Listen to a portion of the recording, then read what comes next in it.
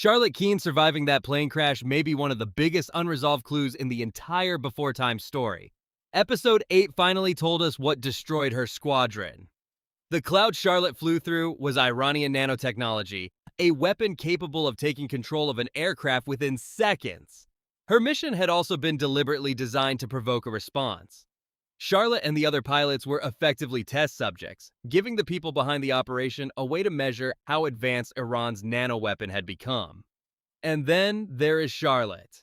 Everyone around her died. She survived. That fact becomes much stranger once we learn what happened immediately afterward.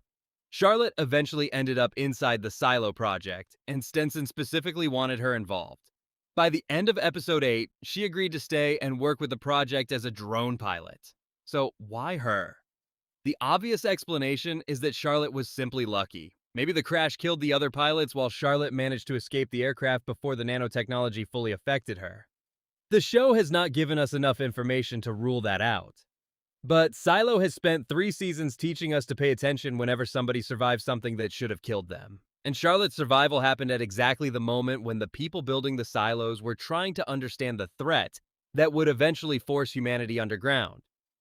That creates a much more interesting possibility. Charlotte may have been valuable because she survived exposure to the weapon. Episode 8 gives us the first clear description of what the nanotechnology did. Stensen tells Charlotte that the cloud was Iranian nano, and that it took control of her plane within seconds. The operation then destroyed the Iranian facility with a low-yield nuclear weapon after another team reached it through a massive underground tunnel. That sequence matters because the people behind the Silo project suddenly had a problem. They knew nanotechnology existed. They knew another country had developed a weaponized version. They had seen it destroy aircraft. They had reason to believe the technology could eventually become cheap enough for far more people to use. But they still had a huge gap in their knowledge. What exactly happened to the people who were exposed? What determined whether someone died immediately? Could the technology behave differently depending on the environment? Could somebody survive long enough to provide useful information? And could the weapon eventually spread beyond its original target? Charlotte was sitting right in the middle of those questions. The show has not confirmed that Charlotte was biologically resistant to the nanotechnology. That part remains speculation. But her survival becomes much harder to dismiss as a random event when Stensen's project is already centered around understanding and surviving a nanotechnology catastrophe. There is another detail that makes this theory even more interesting. Charlotte's aircraft was using old analog technology. That choice has already attracted attention because it suggests the people planning the mission were thinking carefully about what the nanotechnology could affect. Digital systems could potentially give the weapon more control over an aircraft, while older analog systems might limit that exposure. Episode 8 does not explicitly say that this is why Charlotte survived, so we should be careful here. But if the aircraft's technology affected how the nanoweapon interacted with the plane, Charlotte's survival could have involved something physical about the aircraft rather than simple luck.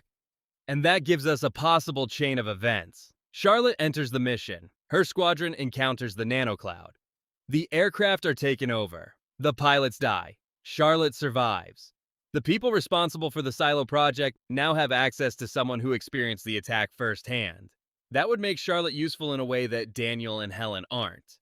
Daniel is useful because of his engineering knowledge and his connection to the infrastructure being built.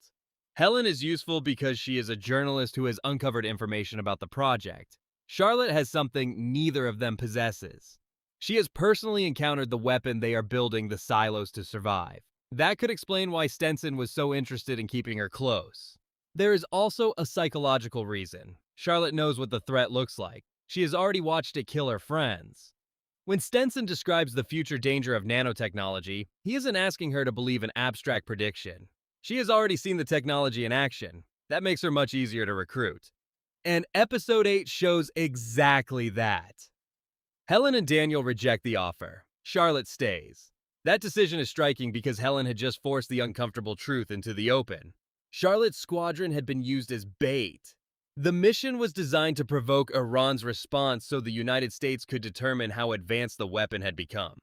Charlotte reacts badly to that realization. Her memories and trauma are clearly connected to the mission, yet she still chooses to remain with Stensen's group. Why? One possibility is that Charlotte simply wants answers. She has spent years living with the consequences of an event she didn't understand. Now the people responsible for building the silos can finally explain what attacked her. Another possibility is more important.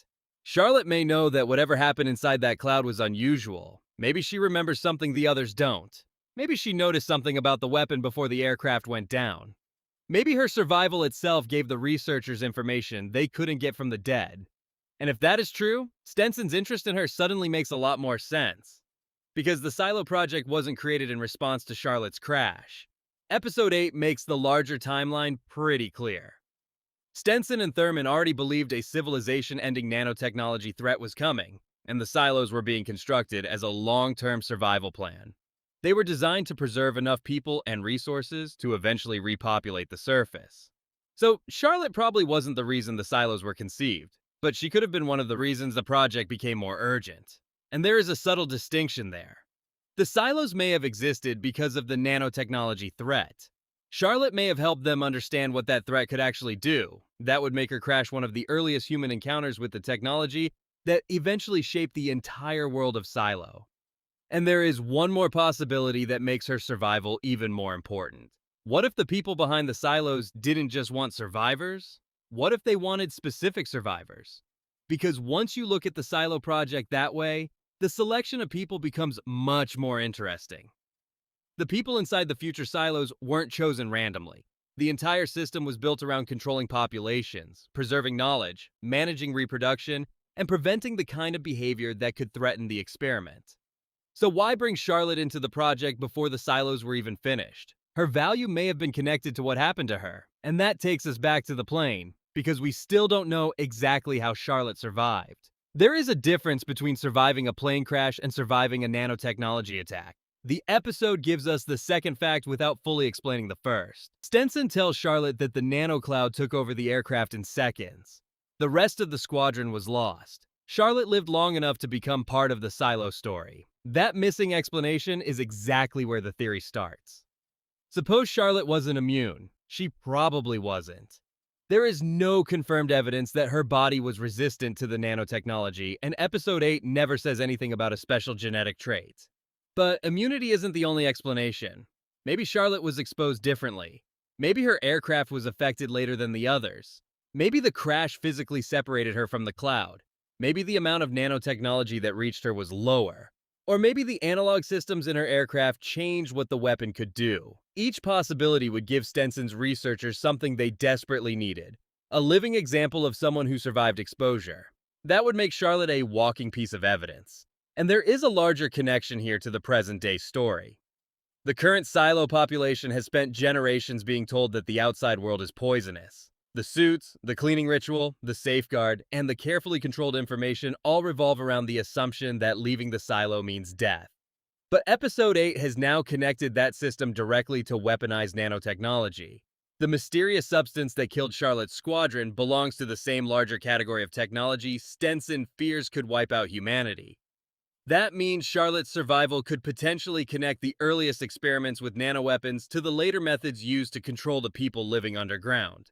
We still don't know whether the safeguard itself uses the same technology. That would be a major leap. But the timing is hard to ignore. Stensen is building the silos because he fears uncontrolled nanotechnology. Later, the silos contain a system capable of killing everyone inside. The show has deliberately placed those two ideas next to each other. And if Charlotte learned something about how the nanotechnology works, that knowledge could have influenced the design of the survival system. There is another clue hiding in Stensen's attitude toward the threat. He isn't simply worried about one Iranian weapon. His fear is that nanotechnology will eventually become accessible enough to create a catastrophic event on a much larger scale. The problem isn't one device. The problem is what happens when technology capable of destroying matter becomes widespread. That explains why the Silo project is so extreme. 50 enormous underground structures, years of construction, enough people to eventually repopulate Earth. A controlled environment designed to survive while the surface remains dangerous. Charlotte's crash happened during the early stage of that story when the people involved were still learning what nanotechnology could do. So I think there are two versions of this theory. The weaker version says Charlotte was immune to the nano attack. That is possible, but the show hasn't given us evidence for it yet. The stronger version is that Charlotte survived in a way that taught Stensen's group something important. Maybe the survival mechanism was environmental. Maybe it involved the aircraft. Maybe it involved the way the nanotechnology attacked the plane. Maybe Charlotte herself experienced a level of exposure that should have killed her. That would be enough. She wouldn't need to possess a superhuman ability. She would simply be the one person who came back from an event that killed almost everyone around her, and that could explain why Stensen wanted her. There is also the possibility that Charlotte's role in the project was partly about control. Helen and Daniel are dangerous to Stensen because they ask questions. Charlotte is dangerous too, but she has a personal reason to stay. She wants to understand what happened. Stensen can give her those answers. That creates a very different kind of recruitment. He doesn't have to threaten her. He gives her access to the mystery that has haunted her, and Charlotte accepts. That could become very important in the remaining episodes, because if Charlotte eventually discovers that her survival was useful to the people who created the silos, she may have to confront a brutal possibility. Her squadron was sacrificed to collect data. Her survival may have been useful because she was the only pilot who came back. And the people who benefited from that information later built the underground world that would define the next era of humanity. There is one final possibility I think deserves attention. Maybe Charlotte's survival wasn't planned. Maybe Stensen didn't expect her to live, and that could actually make her more important. If the operation was designed to provoke Iran's nanoweapon, the planners would have expected casualties. The tunnel attack was already prepared as a backup, and Helen correctly recognized that Charlotte's mission was functioning as a test. If Charlotte unexpectedly survived, the people behind the project would suddenly have something they never expected to possess. A living witness, a pilot who experienced the weapon firsthand, someone who could potentially tell them what happened inside the aircraft, someone whose body could be examined, someone who might remember details about the attack. That kind of survivor could become extremely valuable, and it would make Charlotte's later recruitment feel much less coincidental. The silos were created because Stensen believed nanotechnology could end civilization. Charlotte survived one of the earliest demonstrations of exactly that threat. Then, when Stensen had the chance to bring her into the project, he did. The show hasn't confirmed that Charlotte's survival directly influenced the creation of the silos. For now, that part belongs firmly in theory territory. But episode 8 has given us enough information to ask a much better question than how did Charlotte survive? The bigger question is what the people behind the silos learned from her survival. Because if Charlotte was exposed to the same kind of technology that Stensen feared would destroy humanity, her survival may have provided one of the first pieces of evidence that humans could endure contact with it. And if that information was incorporated into the silo project, Charlotte's crash could be connected to the entire system we have been watching for 3 seasons. The strangest part is that Charlotte herself may not even know how important she was. She thought she was surviving a mission. Stensen may have seen something else, a survivor, a source of information, and possibly the first human clue to how the world could survive the technology that was about to destroy it. That is why I don't think the plane crash mystery is finished yet. If the remaining episodes explain exactly why Charlotte survived, that answer could tell us far more about the origins of the silos, the nanotechnology, and perhaps even the safeguard itself.